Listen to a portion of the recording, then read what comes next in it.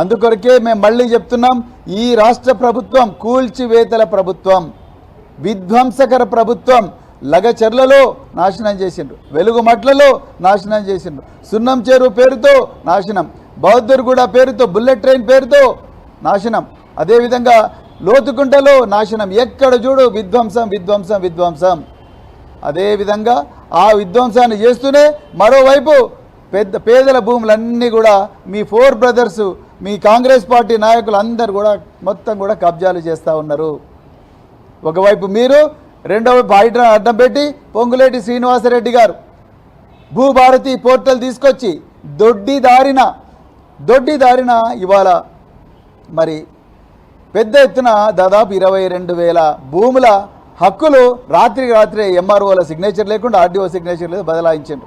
నేను అందుకొరకే తెలంగాణ ప్రభుత్వ అధికారులకు చేతులు జోడించి గతంలో పనిచేసిన మీ ప్రభుత్వ అధికారిగా, మీ ఒక మరి సోదరుడిగా నేను చెప్తున్నా, దయచేసి రాజ్యాంగాన్ని పాటించండి, చట్టాన్ని పాటించండి, కోర్టులు ఇచ్చిన ఆదేశాలను దయచేసి అతిక్రమించకండి. మీకేమైనా ఉంటే మీ గవర్నమెంట్ ప్లీడర్లను తీసుకుపోయి కోర్టులో కొట్లాడండి. కానీ మీరే కోర్టై సివిల్ కోర్టులు చేయాల్సిన పనిని, అసలు ఇలా ప్రాపర్టీ డాక్యుమెంట్స్ను కానీ, సేల్ డీడ్స్ను కానీ, లేకపోతే మరి పహానీలను కానీ, కాస్రా పహానీలను కానీ, వీటన్నిటిని జడ్జి చేయాల్సిన అధికారం సివిల్ కోర్టులకు ఉంటుంది. ఆ సివిల్ కోర్టులు చేయాల్సిన పని కూడా హైడ్రా అధికారులు చేయాలని చెప్పేసి ముఖ్యమంత్రి రేవంత్ రెడ్డి గారు చెప్పిందంటే, ఆయన గతంలో రియల్ ఎస్టేట్ దందా చేసే ఈ స్థాయికి వచ్చిండ్రు కాబట్టి నేను ఏం చేసినా నడుస్తుంది, కబ్జాలు చేసినా నడుస్తుంది, ఏం చేసినా దొంగ డాక్యుమెంట్లు సృష్టించినా నడుస్తుంది అని చెప్పి అవే మెలకువలు మీరు హైడ్రా అధికారులకు నేర్పించిండ్రా రేవంత్ రెడ్డి గారు? అందుకొరకే నేను ప్రభుత్వ అధికారులకు దయచేసి నేను కోరుతా ఉన్నా, చట్ట ప్రకారమే పనిచేయండి. ఇవాళ రేవంత్ రెడ్డి ఉంటాడు, రేపు పోతాడు. ఇవాళ పొంగులేటి శ్రీనివాసరెడ్డి ఉంటాడు, రేపు పోతాడు. కానీ మీరు రాసే ఫైల్స్ 63 కోర్టు ధిక్కరణ కేసులు ఉన్నాయంటే మీరు అర్థం చేసుకోండి. 63 కోర్టు ధిక్కరణ కేసులు. ఇంకా హైకోర్టుకు మొక్కాలే, మిమ్మల్ని ఇంకా అరెస్ట్ చేసి జైలు పడేయలేదు. హైకోర్టు చాలా దయా దాక్షిణ్యాలతో ఇప్పటికి కూడా మీకు ఒక అవకాశం ఇచ్చింది.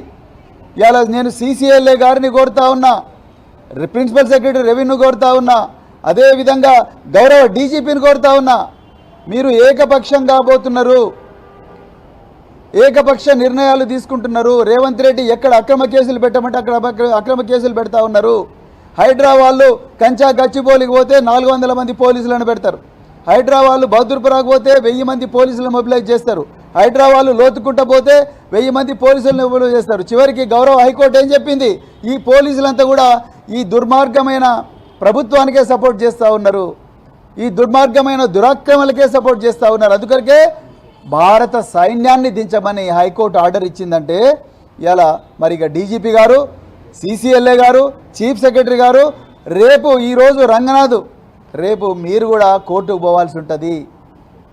బీఆర్ఎస్ పార్టీ మొదటి నుంచి చెప్తా ఉన్నది. కేటీఆర్ గారు ఎన్నోసార్లు ప్రెస్ మీట్లు పెట్టారు. మూసీ సుందరీకరణ పేరుతోని మీరు ఏదైతే విధ్వంసానికి పూనుకున్నారో, హైడ్రాను ముందరబెట్టి పేద ప్రజల ఇండ్ల మీద బుల్డోజర్ నడిపించాలని మీరు ఏదైతే పన్నాగ పనినరో, కేటీఆర్ గారు మొదటి రోజు నుంచి కూడా దీని మీద పోరాడుతూ ఉన్నాడు. బీఆర్ఎస్ నాయకత్వం పోరాడుతూ ఉన్నది. హైకోర్టుకు ఎవరు ఏ పేదలైనా కూడా తమ ఇల్లు కూలిపోయే ప్రమాదం ఉందంటే తప్పకుండా తెలంగాణ భవన్కి వచ్చి మీరు పిటిషన్ పెడితే మేము మీ తరపున మీ గొంతుకై గౌరవ హైకోర్టులో కొట్లాడతామని ఆ రోజు పార్టీ వర్కింగ్ ప్రెసిడెంట్ కేటీఆర్ గారు చెప్పడం జరిగింది. ఇప్పటికైనా రేవంత్ రెడ్డి గారు బుద్ధి తెచ్చుకోండి. మీరు చెప్పినట్టుగానే అధికారులు చేస్తున్నారు. ఇది రంగనాథ్ తీసేసినట్టు కాదు, మిమ్మల్ని తీసేసినట్టు. మీరు అర్జెంటుగా వైదొలగాలి. తెలంగాణ ప్రజలకు భారంగా పరిణమించారు. ఎన్ని సమస్యలు లేవండి రేవంత్ రెడ్డి గారు పరిష్కరించడానికి. నేరం పెరిగిపోతూ ఉన్నది. మహిళల మీద